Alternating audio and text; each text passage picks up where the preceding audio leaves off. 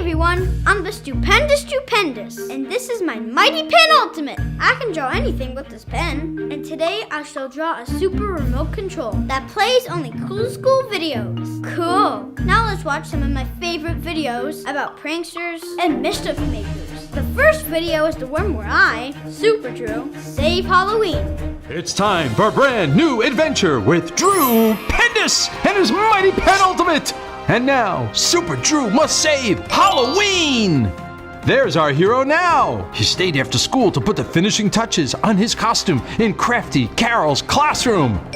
Tonight for Halloween, I'm the famous pirate Captain Drew. Beard.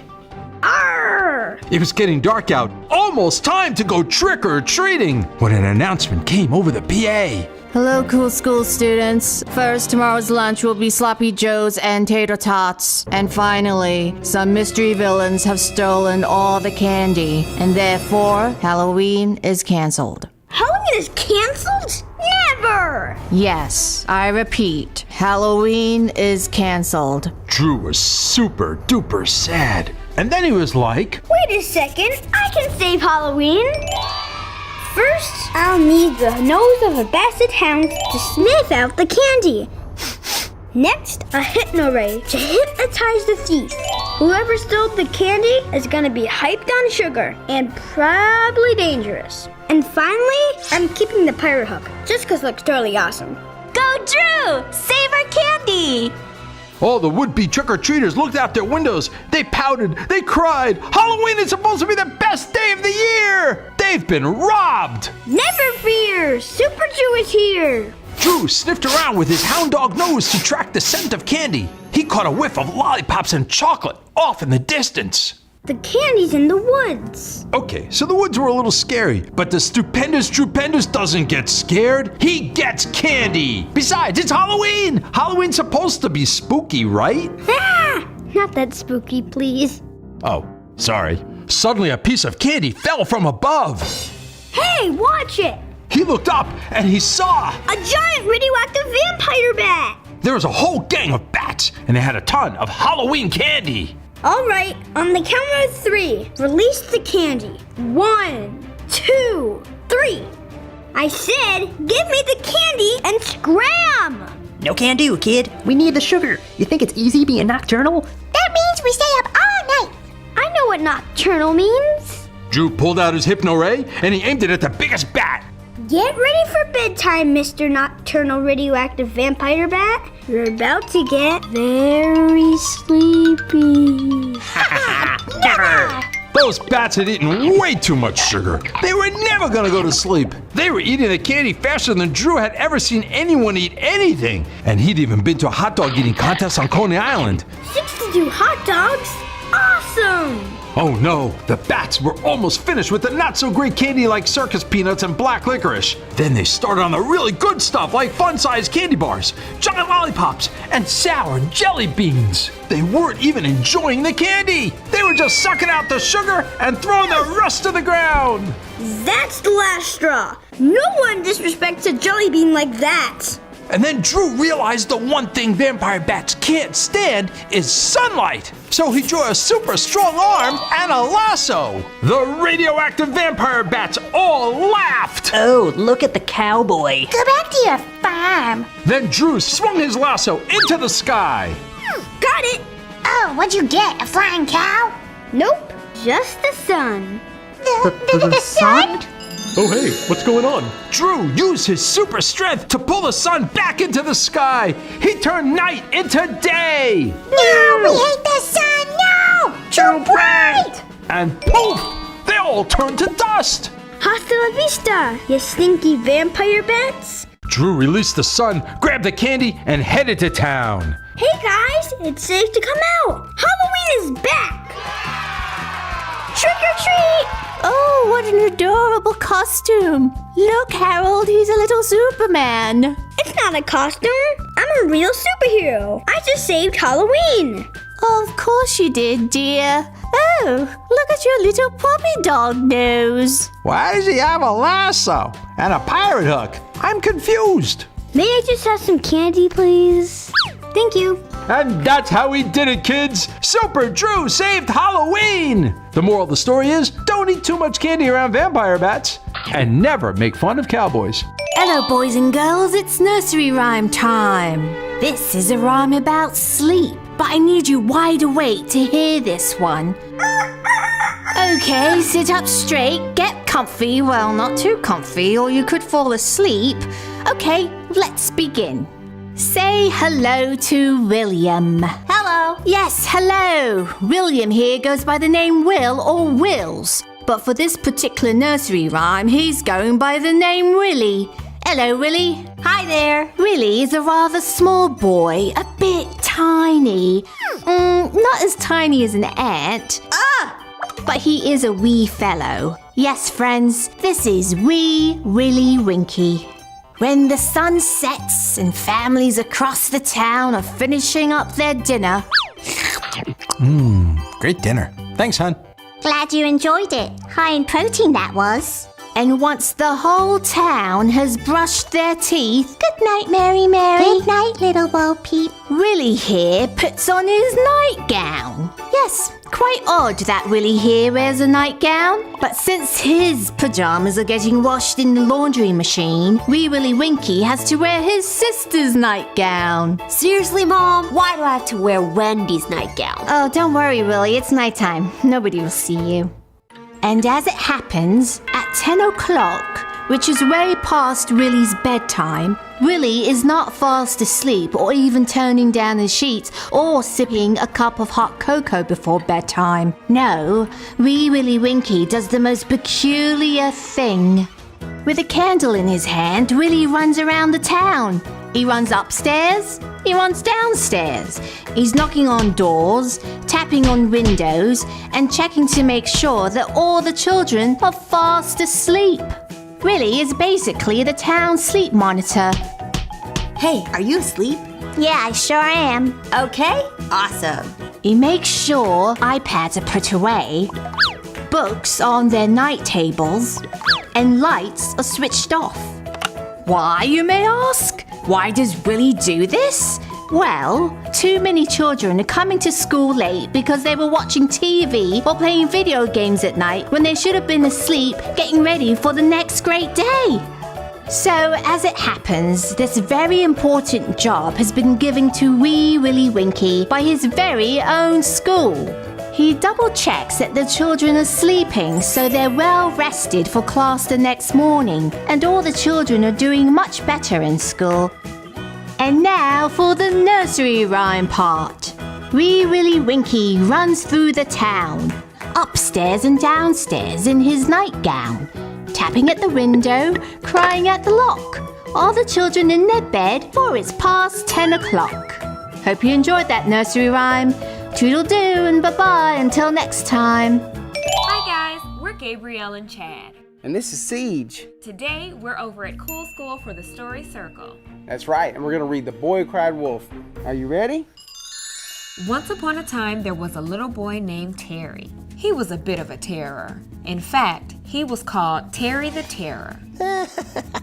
He would kick and scream anytime he wanted something. At the toy store, I want it, I want it, I want it, I want it. At the ice cream shop, I want more, now. even at the grocery store, I don't want cereal. I want cookies, I want cookies. and with everything he could have ever wanted at his fingertips, he was a pretty bored boy at that. Bored. Bored boys often get into trouble, and boy did Terry get into trouble. He would take cupcakes from the baker's window. He would let the chickens loose from old Mr. O'Brien's chicken farm. And worst of all, he would run up behind old Mr. Hackle and scream, "No!" Which didn't matter much because Mr. Hackle couldn't hear too well. Luckily for Terry, the townspeople were very patient people. The baker learned to make one extra cupcake every morning so that she wouldn't be short for the customers. Mr. O'Brien trained his chickens to come to his call so that if they got loose, they would come back. And Mr. Hackle still made Terry help him across the street. Life went on as usual, and as usual, Terry got bored. One day when he went out into the woods tearing leaves off trees and splashing in mud, Terry came up with an idea. Hey, I have an idea. It's genius! Everyone will totally flip out, and I will laugh so hard. Oh, this is gonna be great. The next morning, when everyone was getting ready for Terry to come tearing through town, he didn't show up. The baker said, That's weird. I have one extra cupcake today. The farmer called for his chickens, but they were already there, staring at him. Mr. Hackle just stood by the corner waiting. Well, after an hour went by, people started to worry. And just then, Terry came running into town screaming, Wolf, wolf, wolf, wolf, hey everybody, there's a wolf! There's a wolf, run for your lives, wolf, wolf, wolf, wolf, help, help, help, help, there's a wolf, help! The baker quickly slammed the shutter so fast her cupcakes splattered everywhere. Old Mr. O'Brien ushered all his chickens inside of his maximum security chicken coop and locked the doors. Everyone in town scrambled to their houses and stores and locked them up tight, leaving Terry laughing in the town square. You silly people! There's no wolf! You fell for it! Oh, that was almost too easy! Everyone in the town was upset. Old Mr. O'Brien's chickens were so upset, they didn't lay eggs for 3 days. But Terry thought it was all extremely funny. After things got back to normal, Terry began to feel mischievous again. Hey, I wonder if they would fall for it a second time. We'll find out. And so the next morning, Terry called out from the woods. Wolf! Wolf! Wolf! Wolf! Wolf! Help! Help! Wolf! I mean, help! The baker and old Mr. O'Brien squinted their eyes and looked off into the woods. And just then, Terry came limping out of the woods with his shirt torn and dirt all over his face. He was really going for a Daytime Emmy Award this time. Everyone began to panic because this time it had to be real. The baker slammed her cupcakes in the window. Old Man O'Brien cooped up his chickens. And everyone ran inside. Everyone except Terry, and well, except for Mr. Hackle, but that's just because he couldn't hear all the fuss. Oh, you fools, you silly, silly people. There's no wolf. You fell for it again. Twice. That's 2. Toot it up at me, you. After a few days, things got back to normal. Terry wasn't allowed to go into town anymore. He was grounded for 3 whole weeks. One day, Terry was playing in the yard, and guess who showed up? A real live wolf. Hello. Wolf! Wolf! Wolf! Wolf! Wolf! Help! Wolf! A hungry wolf. That's me. Wolf! Wolf! Oh no! Wolf! Real wolf! Real wolf! In town, the baker heard Terry crying. Is that for real? Oh, that's just Terry the Terror at it again. I'm not falling for that this time. And old Mr. O'Brien heard Terry crying. Don't worry, girls. It's just Terry the Terror at it again. And Mr. Hackle, well, you guessed it. He didn't hear anything anyway. He didn't even look up from his crossword puzzle. The whole town ignored Terry yelling because they knew it must have been a trick. And then the wolf ate Terry in one bite. That was a good little boy. Luckily for Terry, the same wolf also ate Little Red Riding Hood's grandma, which turned out to be too much, and he threw them both up.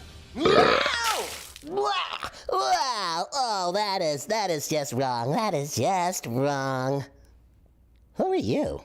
Terry ran home and told his parents, who had a hard time believing him.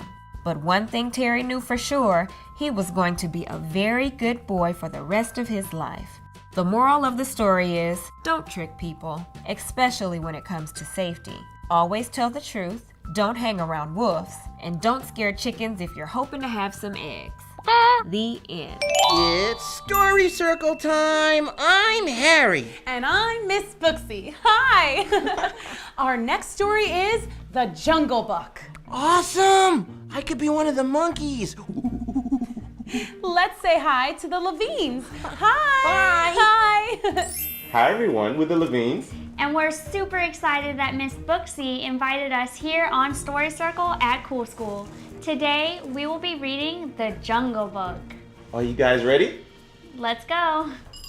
Once upon a time, there was a little boy named Mowgli. He was a boy like any other boy, except he had the most unusual family. Mowgli was raised by wolves, a bear, and a panther. Yikes.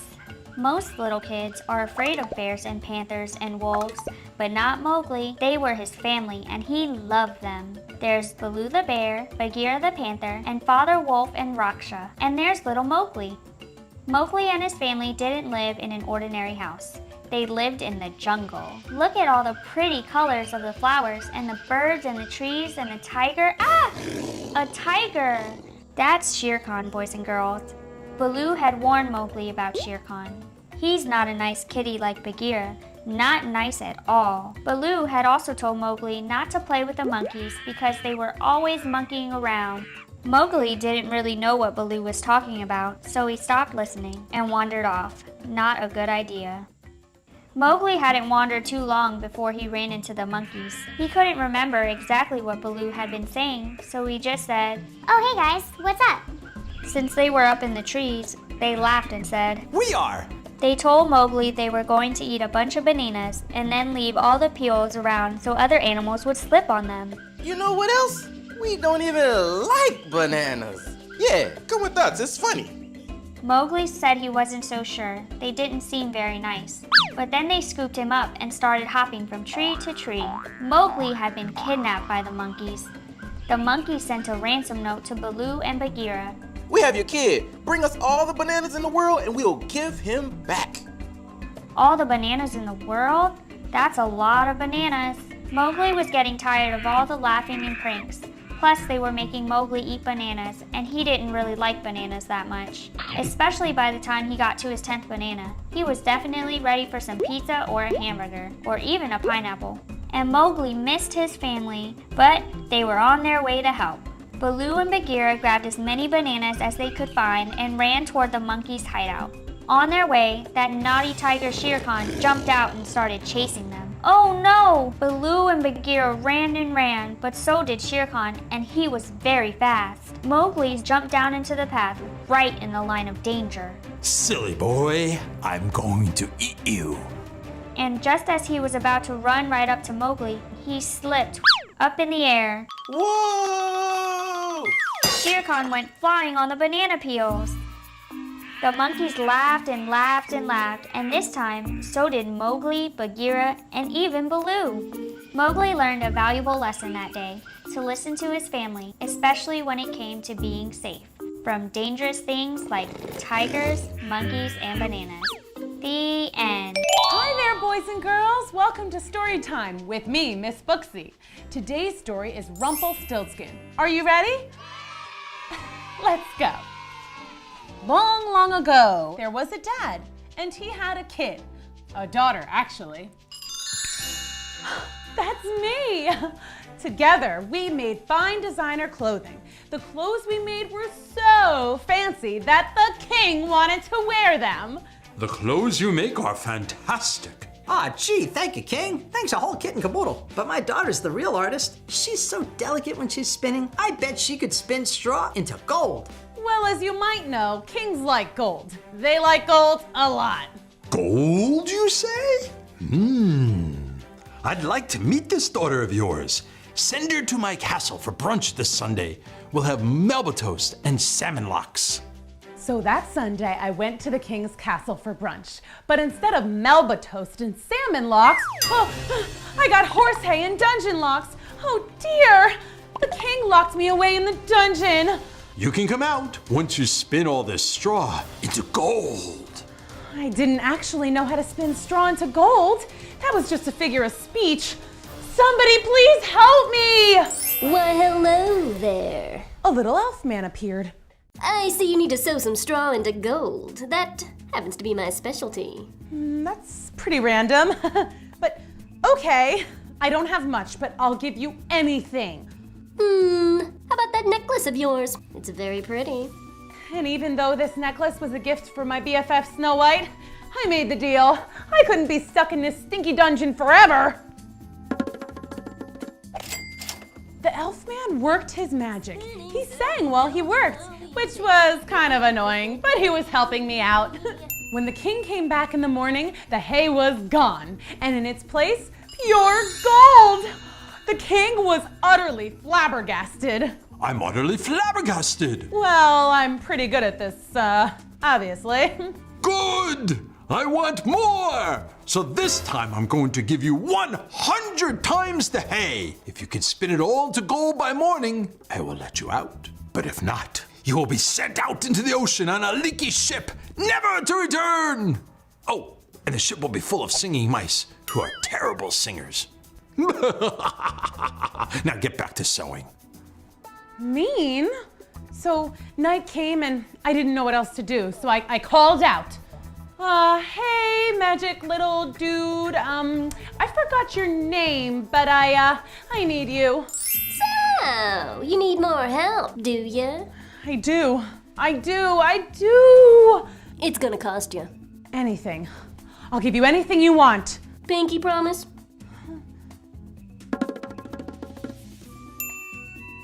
Again, he sang as he worked. Spinning, sewing, gold glowing, taking hay and making it pay. It took all night, and I got seriously tired of that song, but my little friend sewed every last bit of straw into gold. Thank you. How much do I owe you? On the night of your first son's first birthday, I will return to take him as my own. And he laughed all crazy-like and disappeared.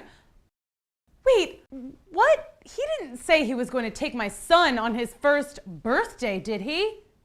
Nah, that would be crazy. The next day, the king saw all that gold, and he was so excited, he let me go. So fast forward a bit. I'm in charge of my own designer clothing company. I'm married, I have a super cool house, a dog, and a cat. I had forgotten all about the little elf who had spun straw into gold. I was living happily ever after. Until the night of my first son's first birthday. We were all celebrating, having a great time, when the little old elf crashed the party.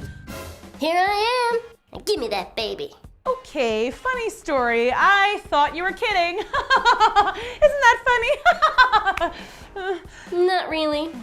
You made a pinky promise. Okay, I'll give you gold. Tons of gold. I don't need gold. I can turn straw into gold myself, remember? But I'll make a deal with you, lady. If you can guess my name, then you keep your son. But if you don't, I'll take him and your first daughter. Do we have a deal? I began to guess. Paul, Mike, Mark, Sean. Sean spelled S-E-A-N. Sean spelled S-H-A-U-N. Not even close. Tim, Tom, Tyler, Taylor, Kanye, Senior, Junior. I guessed hundreds of names, hundreds upon hundreds of names, but I just couldn't come up with it. To make matters worse, the horrible little elf was leaning over the baby's crib, singing a lullaby. That's my job. I'll have a son, I'm gonna win. She'll never guess my name, 'cause it's Rumpelstiltskin. Just then, the baby giggled and spoke his very first word. He said, Rumpelstiltskin. Everyone was so excited, as they always are when babies say their first words. What did he say? Nothing. I think he wants his bottle. Rumpelstiltskin. Rumpelstiltskin. Your name is Rumpelstiltskin. No, not fair, not fair. We won. But seriously, we called the police a long time ago anyway. You think you're just gonna come in here and take my baby? I'm his mom. You're a bad elf and you're going to jail. And so we were free from Rumpelstiltskin forever. So my family went on a vacation cruise to celebrate, and the mice on this ship were excellent singers. The brunch buffet was pretty good too. smoked salmon was perfection. Mwah! The end. Well, that was fun. It's time for a brand new adventure of Drew Pendus and his mighty penultimate. In today's adventure, Drew must save Christmas. It was Christmas Eve. Everything was perfect. Stockings were hung by the fire. Snow was falling. Hot cocoa was being sipped. And the best part was, Drew had created a Santa detector. As soon as Santa takes off from the North Pole, I'll get a signal. Then I'll track him. I'll know the moment he comes down our chimney. I'm finally gonna meet Santa! Drew waited and waited and waited. Finally, there it was. Santa's sleigh was in flight. Woohoo, it's story time! But then it stopped. Oh no! Then Drew's tracker lost the sleigh signal completely. Santa was gone. This isn't good. I gotta find out what's going on. I'm going to the North Pole. Hot dog, you're coming with me. Away we go. Let's save Christmas. Drew and Hot Dog, the reindeer pup, flew to the North Pole. Drew found the spot where he last detected Santa's sleigh. This just looks like a scary cave. Where's Santa? What is it, Hot Dog? You know where Santa is? Let's go. They flew past some candy cane trees and over Eggnog Lake. And there it was. Whoa, Santa's toy shop. Cool. Drew and Hot Dog went inside. Something was wrong. There were Santa's elves all crying their eyes out. Hey guys, what happened? A very bad elf kidnapped all the reindeer and tied up Santa. We wanted to save him, but we're too short to reach. And the tag said don't open till Christmas Day. Well, I'm the stupendous, and I'm here to save Christmas. Ho, ho, ho. Thanks, Drew. No problem, Santa. I'm a huge fan, but we gotta get you out there delivering toys. It's late. But I'm useless without my reindeer. You can use mine. Hot Dog is pretty fast. He's cute, but I need at least 8. How about robot reindeer? I'm kind of scared of robots. Got anything else? Drew didn't expect Santa to be so picky. Then he had the perfect idea. He sketched a rocket engine to Santa's sleigh. Santa, you take this and start delivering toys. I'll go find reindeer and meet up with you, okay? Okay, but I've never flown a rocket before. I think I'm getting the hang of it. Okay, now let's find these reindeer. The elves told him about a cave where the evil elf hid out, doing things an elf should never do, like breaking toys and making a mess. Okay, evil elf, come up with your hands up. Nothing happened. Drew was going to have to go into the dark cave. He needed a light, a flashlight, or maybe even Rudolph nose. Even better! With his shiny red nose, Drew entered the cave. Then he saw Santa's reindeer, all tied up. There was Dasher, Dancer, Prancer, Vixen, Comet, Cupid, Donner, and Blitzen. Drew was just about to get them out when he was pelted with a gumdrop, and then another one, and another one. Joke's on you, evil elf. I love gumdrops. Well, do you love presents? Because you're not gonna get any this year. Santa's all tied up. Ha ha ha ha! Actually, he's flying around in a rocket delivering toys as we speak. What? So I'll just take these reindeers and get going. Not so fast. The evil elf started to tie up Drew, laughing her annoying evil elf laugh. Ouch! Get off of me, you reindeer dog thing! Super Drew grabbed his penultimate and sketched a giant gift box around the bad elf, and he filled out the tag. To the North Pole County Jail, one bad elf from the stupendous, and Hot Dog. Now let's find Santa. Giddy up. It didn't take long for them to spot him. Oh, thank goodness! You found my reindeer. This definitely puts you on the nice list. Can I ride around with you and help you deliver presents? Please, please, please, please, please, please, please, please, please. Sure you can. Ho, ho, ho. They flew from house to house, delivering toys and goodies to all the boys and girls of the world. Whenever there was a house without a chimney, Drew would just draw one with his penultimate. Santa! Oh, who are you? I'm the stupendous, and I helped save Christmas. Is it cool if I take some of these cookies, please? I guess so. Thanks again, Drew. You're a hero! No props, Santa. High five. The next morning, kids everywhere woke up and found presents under their tree. The tags all said from Santa and the stupendous Drupendous. And hot dog. And the moral of the story, kids, stay away from bad elves. And Santa is definitely real, but he's not so great at flying a rocket ship. Whoa! Hey there, boys and girls. I'm Miss Booksy, and it's time for a brand new story right here at Cool School. Today's story is The Jungle Book. I love this story so much, and I'm extra excited because we're going to read it in chapters. You know, we'll start with chapter 1 and then read chapter 2, and you get the idea. So here we go. Chapter 1 of The Jungle Book, Cool School style. Once upon a time in the Seoni Hills, that's in India, where the story takes place, a mother and a father wolf got married and started their wolf family. They had their own litter of wolf cubs, 4 furry pups, and they lived in a cozy little cave. They were a happy little wolf pack. Then along came Tabaki, the super annoying jackal. Hello, wolves. Tabaki was always making mischief and getting into everybody's business. Sometimes he went totally bonkers and ran around yowling and biting everyone in sight. Hello, Tabaki. I just came by to say what lovely babies you have. Gee, thanks. And to tell you that Shere Khan is gonna be sharing your hunting grounds this winter. What? Okay, here's the deal with Shere Khan. He's this pesky tiger who lives in a jungle 20 miles away, which is pretty far if you don't have a car.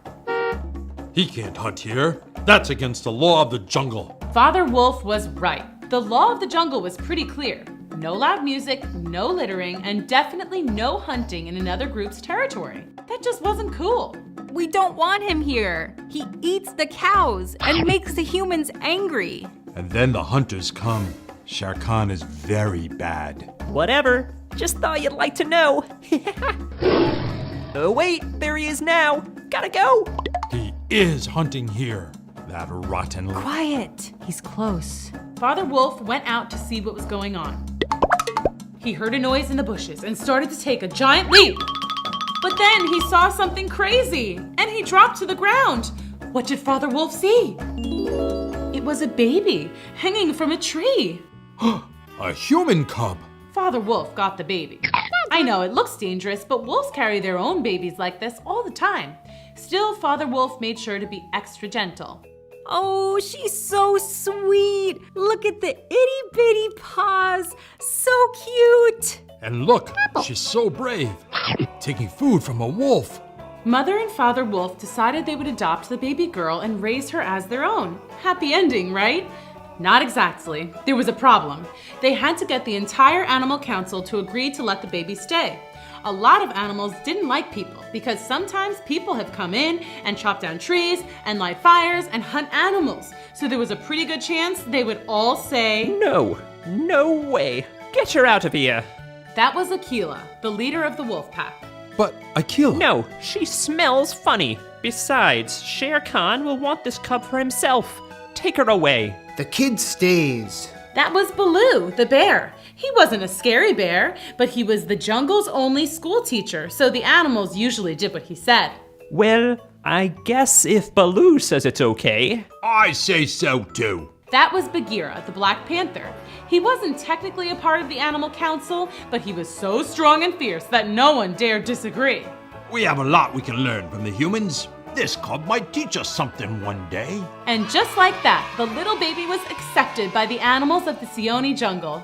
Mother Wolf was so happy. She named her new baby Mowgli. Mowgli's brothers grew much faster than she did, but soon she grew into a big, strong kid. Hey, I'm Mowgli. Cool. Wow, I can't wait to see what kinds of adventure Mowgli gets into. Are you ready for chapter 2 of the Jungle Book? I sure am. In the first chapter, which we decided to call chapter 1, we met all the animals of the Seoni Hills. And of course, little Mowgli. Okay, get ready. Let's see what happens in chapter 2. Here we are.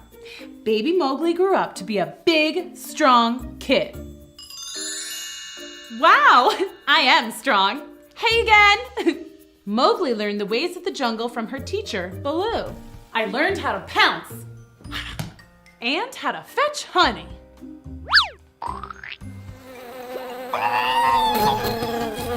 And how to dance.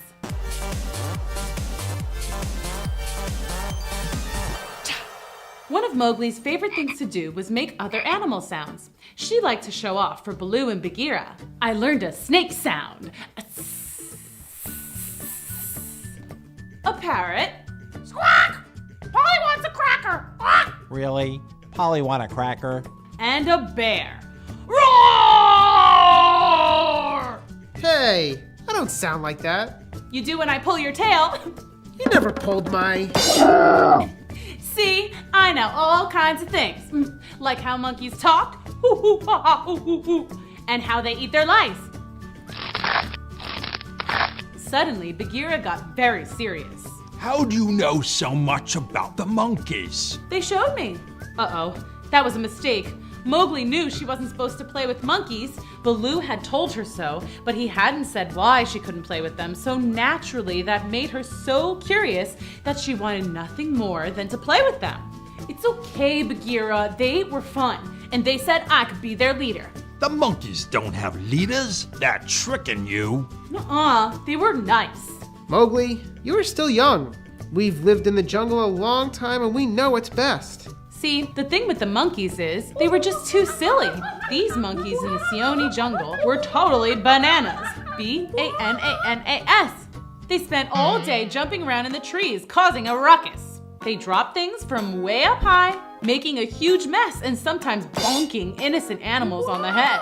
You must never talk to the monkeys again, Mowgli. They are bad news. See what I mean? All right, time for your nap. Okay. Bad timing, though. The monkeys were not too happy with what they had heard.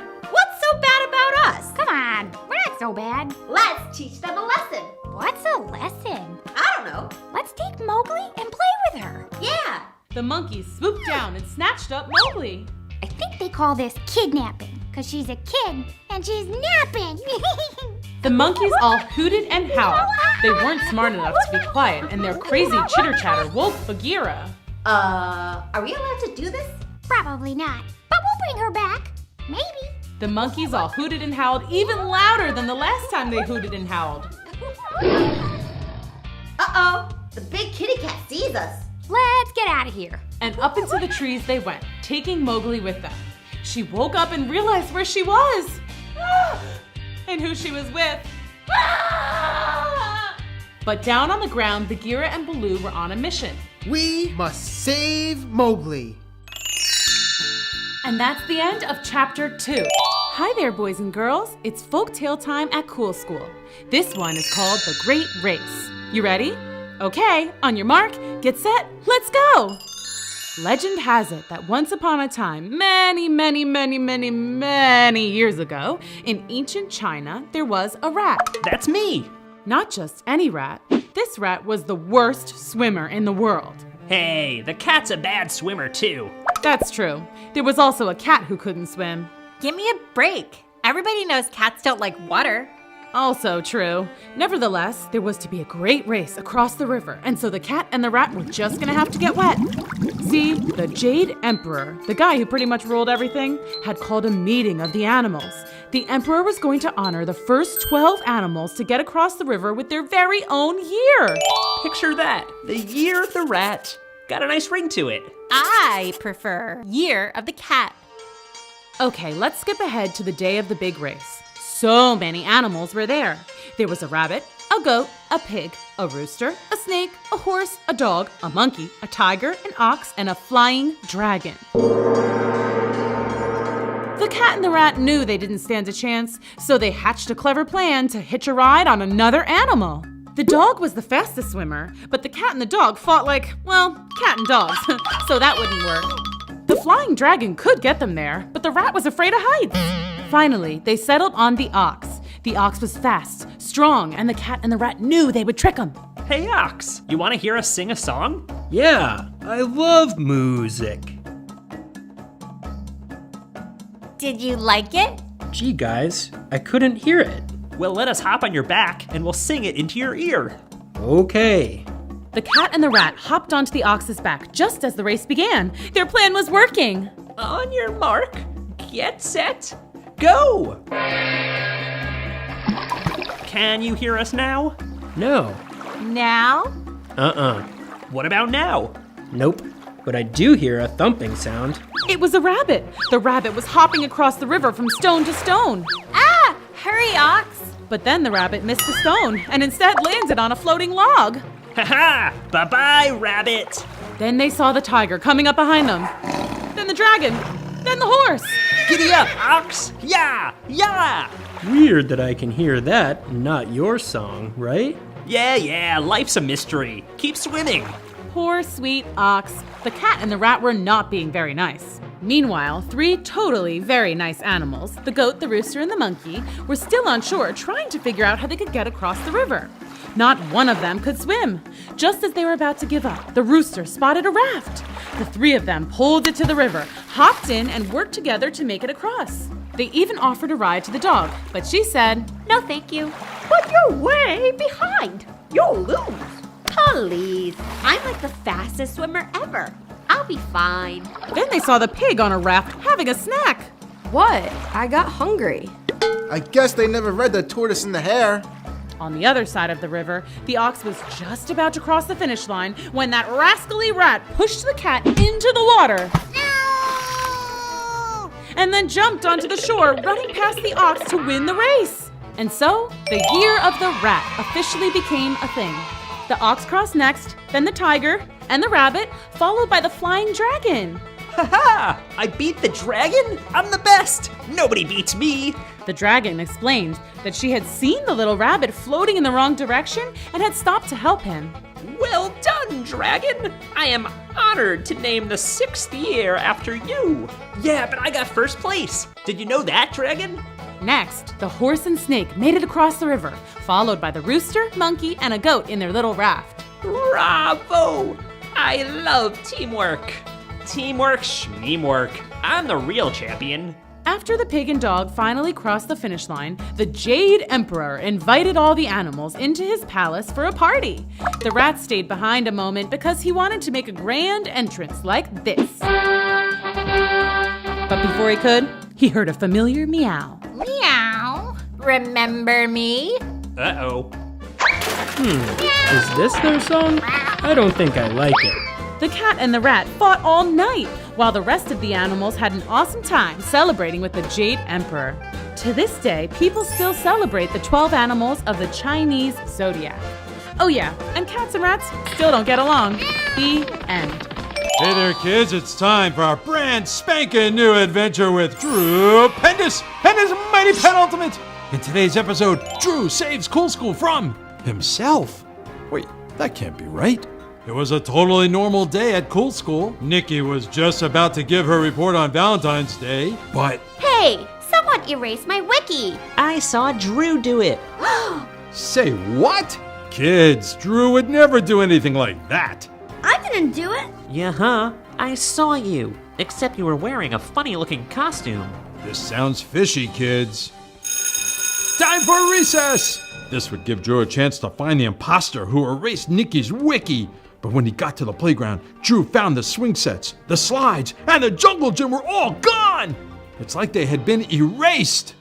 Drew went back inside. There was Crafty Carol, and she did not look happy. Oh, there you are. Who, me? Drew, did you erase all of my crafting supplies? No way, I promise. Oh, thank goodness. I didn't think so, but someone said they saw you do it. Hey, stop it right there, you faker. All of a sudden, kids came pouring out of the cafeteria. Yuck! Ew! Gross. The mysterious villain had erased the lunch menu and all the labels on the food. The lunch lady accidentally served up sloppy joes with grape jelly, onion slices, and cauliflower tacos with liver. Gross! But it's supposed to be pizza day. There he is. That's who done it. No way. I would never mess with pizza day. Then it dawned on Drew. Someone who looked like him was running around erasing everything. The opposite of drawing. It was like he had... an evil twin. My name is Ray, as in eraser. You're the one who's been erasing stuff. Yeah, and now I'm gonna erase you. I don't think so, pal. Hey! What about this? Let's get ready to run. Give it up, Drew. There's nothing you can draw that I can't erase. Oh no, kids. Has Drew Pendus met his match? A bad guy he can't beat. No way. He can't beat me if he can't catch me. Drew used his super speed shoes to run down the hall and into the library. Miss Booksy, help! I need a book on how to send my evil twin back to his evil planet. Let's see. Oh, here's one. How to send your evil twin back to his evil planet. Perfect. Boogers! He erased all the pages. Aha! Enjoying your book. Oh, what do you want from me? I want chaos, craziness, destruction! Well, that's a silly answer. Yeah, what do you really want? I just want to be a student in cool school. Well, that makes sense. It is the best school in the universe. That's true. Where I came from, we only had cruel school, and it's not cool at all. Ray told him about Cruel School, where everything was the opposite. Instead of good teachers, they had bad ones, like Krabby Carol. Stay away from my glitter. And Captain Hooksy, the cruel school librarian. She used to be a pirate, and now all the books are ripped to shreds. Arrgh. All I want is to stay here with you guys. I'll be good, I promise. They actually considered it. After all, Cruel School did sound terrible. But Drew saw that Ray had his fingers crossed behind his back. That's the universal sign that someone is fibbing. Don't worry, I saw that, and I have a plan. Drew made a door to Cruel School. Oh no, I dropped my penultimate and I rolled out the door. It's my pen now! Kids, Ray has the mighty penultimate! Now I can draw whatever I want and take over the world! Hey, wait a second, this pen doesn't work! What's the matter, Ray? I'm drawing a blank. Have a nice day at Cruel School, Ray. Yay! Whoa, how'd you do it? Simple. I could tell he really wanted my penultimate, so I drew a fake one that didn't have any ink. Ray won't be coming back to Cool School anytime soon.